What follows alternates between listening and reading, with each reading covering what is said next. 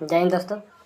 कल दिनांक 26/12/2024 यानी 26 दिसंबर 2024 को डॉक्टर मनमोहन सिंह जो पूर्व प्रधानमंत्री और फाइनेंस मिनिस्टर भी रह चुके हैं और जो एक अर्थशास्त्री हैं, तो उनका देहांत हो चुका है। एम्स दिल्ली में भर्ती थे और उनका देहांत हो चुका है। तो उनके बारे में कुछ हम लोग जानेंगे आज। उनके पूरे जीवनी के बारे में हम लोग कुछ जानेंगे और ठीक है, जितना हो सके हम कोशिश किए बताने के लिए। उनका जन्म जो था 26 सितंबर 1932 को होता है। जन्म 26 दिसंबर 1932 को सॉरी गा नामक एक गांव का नाम है गा, वहाँ पे उनका जन्म हुआ था। और जो वर्तमान में पाकिस्तान का जो पंजाब है, उसमें पहले जो पंजाब था वो दोनों एक में मिला हुआ था और अभी पंजाब में वहाँ पे पाकिस्तान में चला गया वहाँ पे, ठीक। और उसी में गा पे उनका जन्म हुआ था और उनका मृत्यु हुआ है 26 दिसंबर 2024 को, ठीक है। उनके पिताजी का नाम था गुरमुख सिंह। क्या नाम था? गुरमुख सिंह। और जब ये 11 साल के थे तो इनकी माँ का देहांत हुआ। तो इनकी दादी माँ जो थी, मतलब इनका पालन पोषण उनकी दादी माँ की, जिसका नाम था यमुना देवी। जिनकी दादी का नाम क्या था?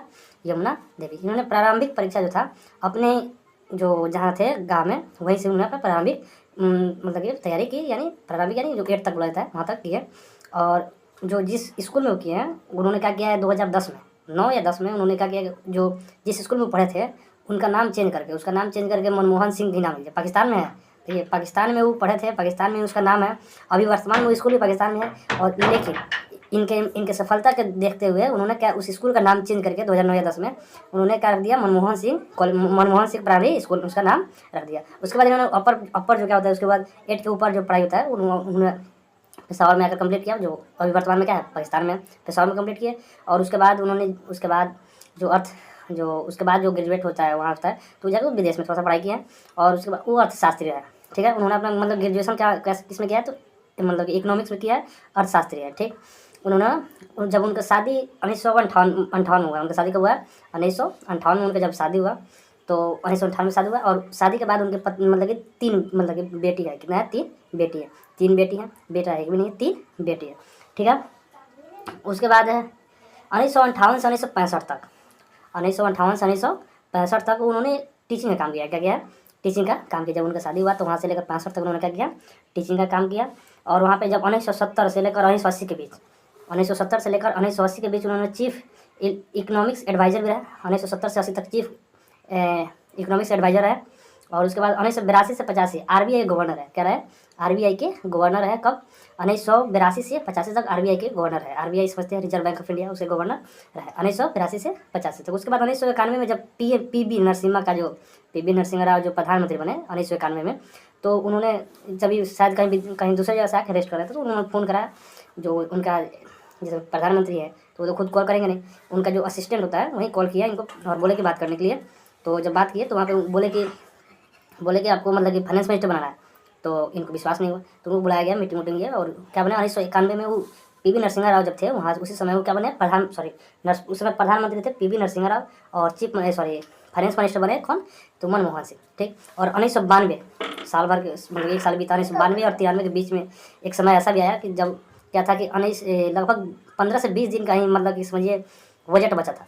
मतलब कि इंडिया के पास 15 से 20 दिन का ही बजट बचा था। ये बात आप लोग सुने भी होंगे। और उस समय इन्होंने कहा कि मतलब इन्हीं के राय पे और पीवी नरसिम्हा राव जब इनको बनाए थे, तो भरोसा आदमी कोई बनाता है किसी को तो भरोसा रखता है। तो इन्होंने राय भी मशवरा करके पूरा गोल्ड मतलब कि विदेश में रख के गिरवी रख के और पैसा लाकर अर्थव्यवस्था को शुरू किया।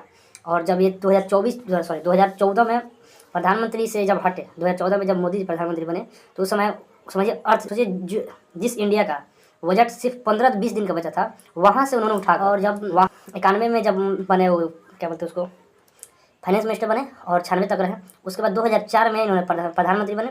2004 से 9 और 9 से 14 तक 2 बार लगातार ही प्रधानमंत्री बने। और देखिए क्या होता है कि पंचवर्षीय योजना उसमें चल रहा था कि, तो पंचवर्षीय योजना में कोई पूरा जल्दी बहुत मतलब मुश्किल से कर पा रहा था। तो 2004 से 9 के बीच में जो पंचवर्षीय योजना था उसको पूरा करने के बाद लगातार दूसरी बार जीतने वाले पहले प्रधानमंत्री बने थे। जो क्या थे मनमोहन सिंह से। पंचवर्षीय योजना पूरा करने के बाद फिर से प्रधानमंत्री दोबारा जीते थे, ठीक। कौन? तो मनमोहन सिंह। और 2014 में मतलब कि मोदी जी चुनाव जीते और प्रधानमंत्री बना, ठीक। इनके कुछ विशेषता बोले जो इन्होंने क्या क्या किया। तो इन्होंने पीएम मनरेगा